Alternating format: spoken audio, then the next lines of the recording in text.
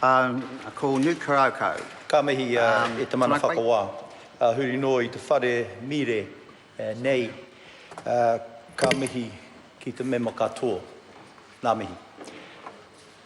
E te mana whakawā, I rise to speak on the second reading of the Te Kawerau Maki Claim Settlement Bill. And this bill gives effect to the deed of settlement signed on the 22nd of February 2014. But sir, before I do, I would like to acknowledge two stalwarts who were responsible very much for really being the po whenua of this this claim settlement bill, and they were Te Kawerau Maki kaumātua. So haere atu rā e Mary Ann Rapata, e haere atu rā e Uru Thompson. Nō reira, e moi mai. Sir, looking back at the history of Te Kawerau Maki, and I want to cover just generally because there's been some specifics here already given. I'm sure that the members of the Māori Affairs Select Committee will actually talk specifics about sort of various parts of the bill. But I want to give an overview first of all because the previous speaker, Calvin Davis, did a very good overview. I just want to sort of concentrate on a couple of points there. But I want to move into another area, which is particularly around the Tehenga sites, and particularly the Tehenga site B and the whānau of Tehenga, and also the goodwill shown by Te Kawerau Maki. Look, Mr. Speaker, looking back at the history of Te Kawerau Maki, we see that they have been a very disfranchised people.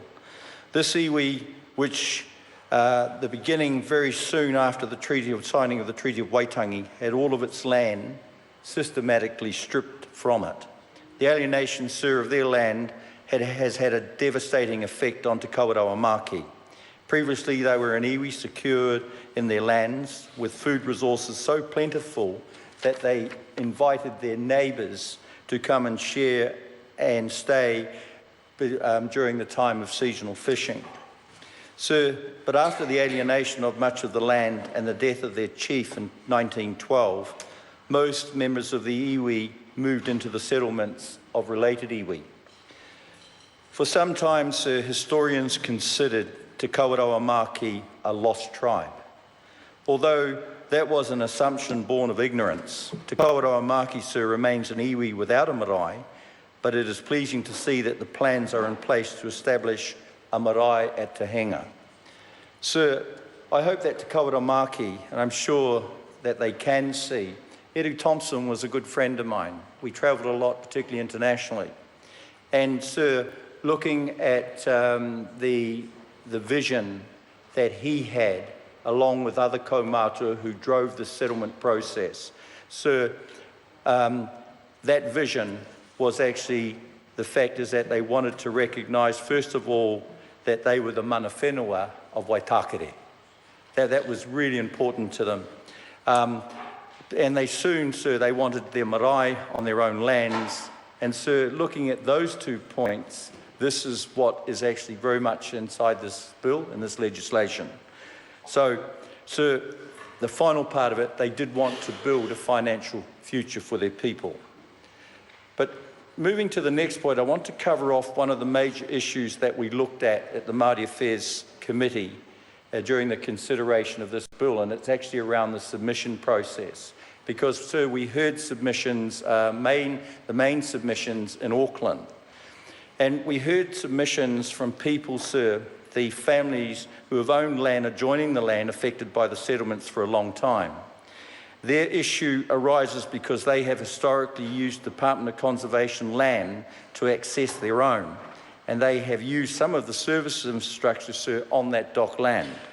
And the interesting thing about sort of meeting those families during the submission process, we found, sir, that there was very little engagement that they'd ever had with Te Kawerau Maki. And so that, at the submissions process, to me, sir, was a catalyst for those engagements to happen. And so what happened was that it was the officials then that we asked to be able to facilitate those ongoing engagements with those families from Te Henga, the non-Māori, and engaging with Te Kawerau Maki. So in doing that, that actually did happen, but we still have to look at what was the issue within it. They had a long-standing arrangement that had never been formally or legally allowed by the Crown. Now that some of this conservation land will be transferred to Kawerau Maki, the families involved now, sir, are seeking to have these access rights formalised. Representatives of the family, as I said, they came to the committee to ask that we build into the legislation a legally recognised right for them to use the land for vehicle access and to continue to use some of the utilities on the land.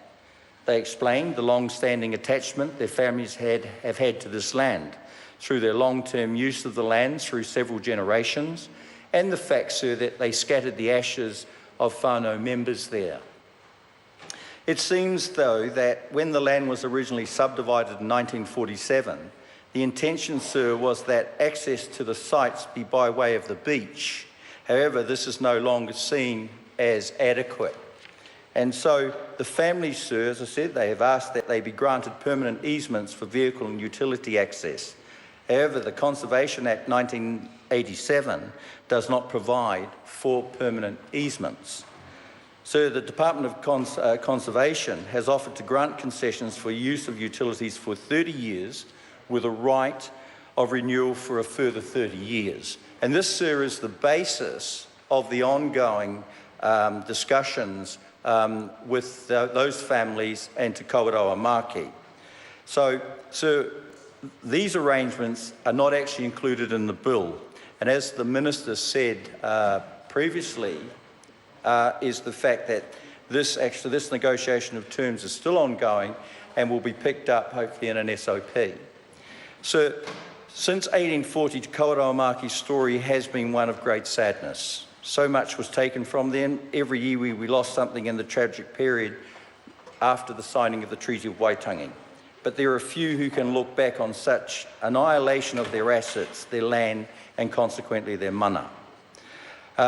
Sir, the deed of settlement and this bill, which gives effect to it, seek to restore some of what was lost and to provide an economic base for Te Kawerau Maki to move forward. I look forward, sir, in the next stage of which is the third reading, to really welcome those Rakatira of Te Kawerau Maki and the whānau members to this House for the third reading.